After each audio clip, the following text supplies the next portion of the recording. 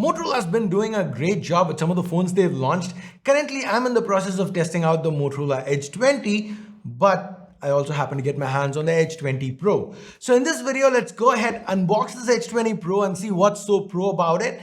Now, spoiler alert, this does not have the latest so-called flagship chip, but it still is a flagship nonetheless.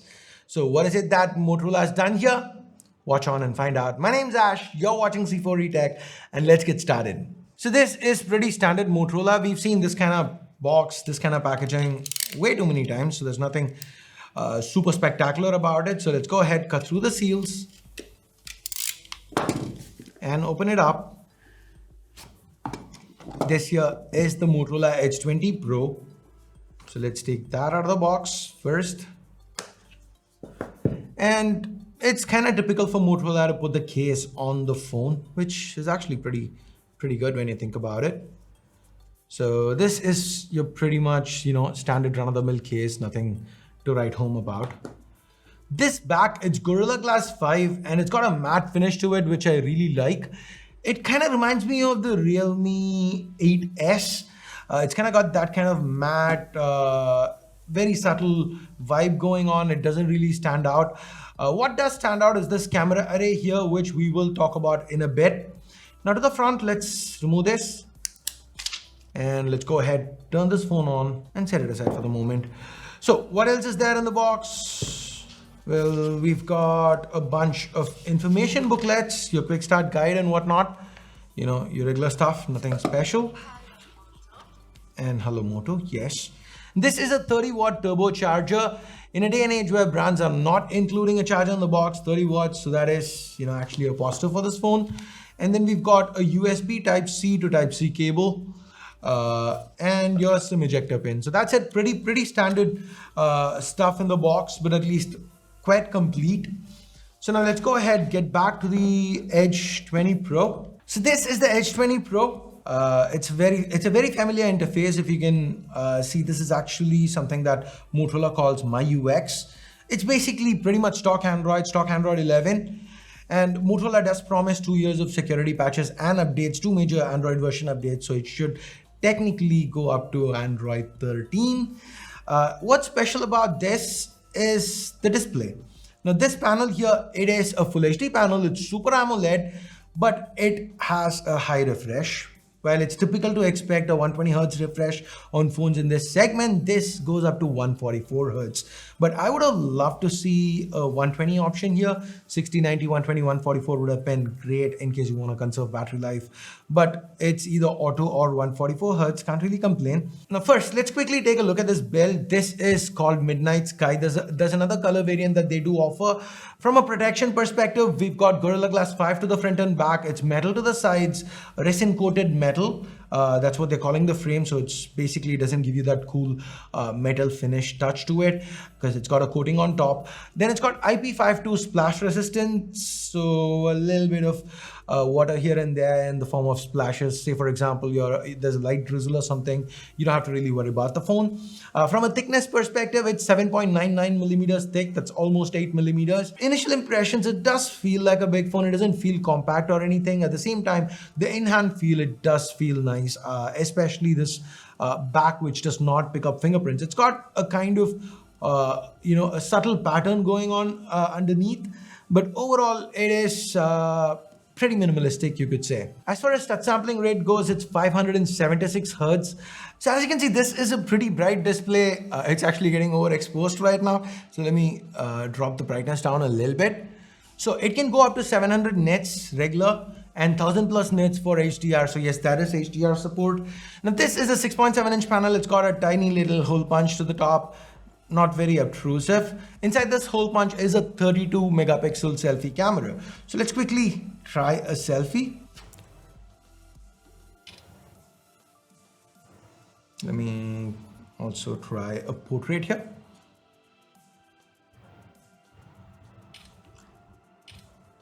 Images seem decent enough. Initial impressions. You seem decently detailed. Now, I am guessing this is doing some kind of binning. Yes, it shoots 8 megapixels by default.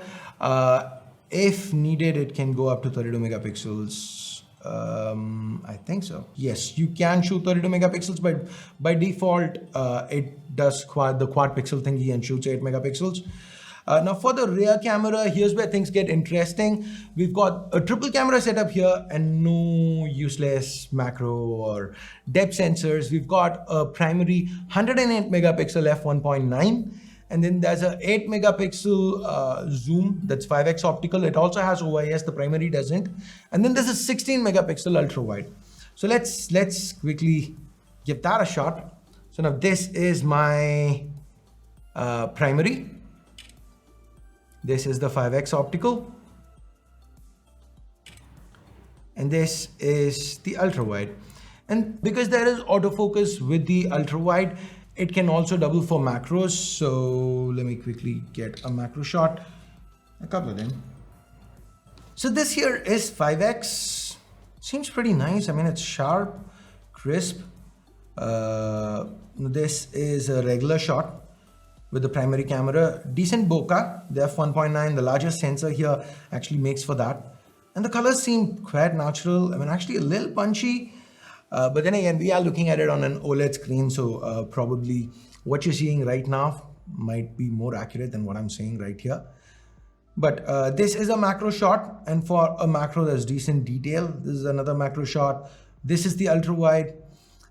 This is the zoom, the regular shot, selfie. So anyway, guys, let me throw up some more pictures on screen right now. So let me know what you think about this camera setup.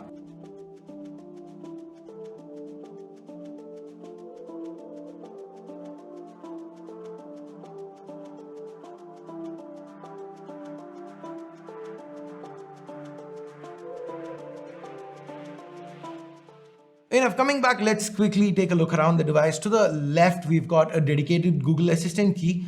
I like how it's way out of the way so that you don't accidentally press it or anything. As of now, I've not set it up, so it doesn't do much.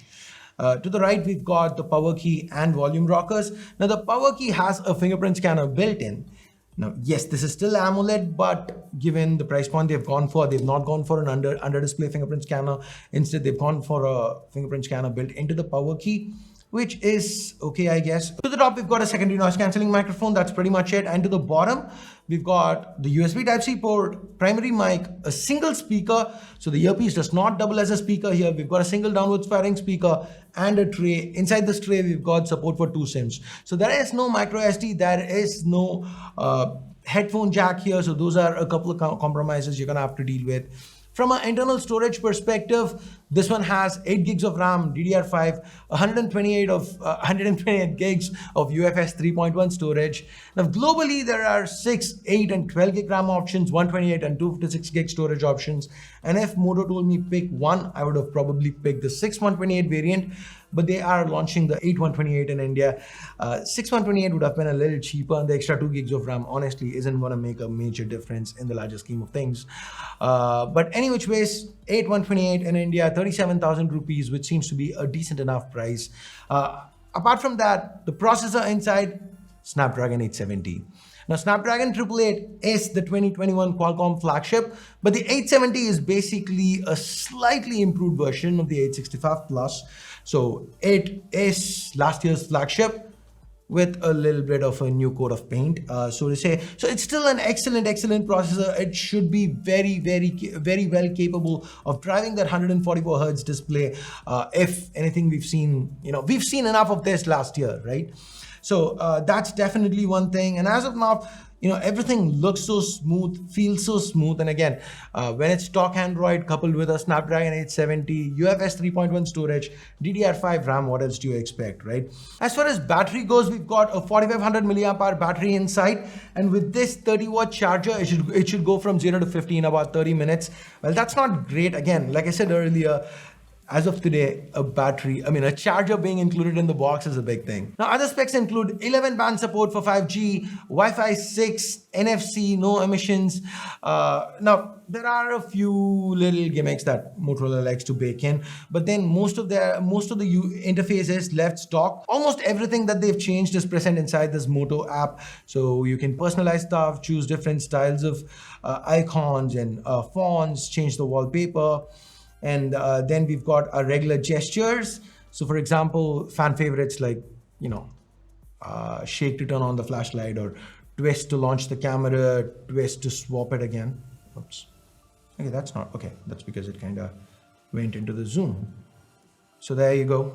Twist to switch between regular and selfie cameras. So all these gestures are still present and accounted for. Lift to unlock, swipe to split, and so on. Now, apart from this, the only other area where Motorola has done something is with the camera app. So here there are a few niceties included, like this dual camera capture option. You can choose between different cameras and then swap, have them both capture stuff at the same time. You've got a few different options, few different ways of doing this. Now, apart from this, you've got your spot color option, night vision, cinematograph, ultra resolution, group selfie. It's pretty much what we've seen with Motorola in the past. The one other major software feature here is Ready For.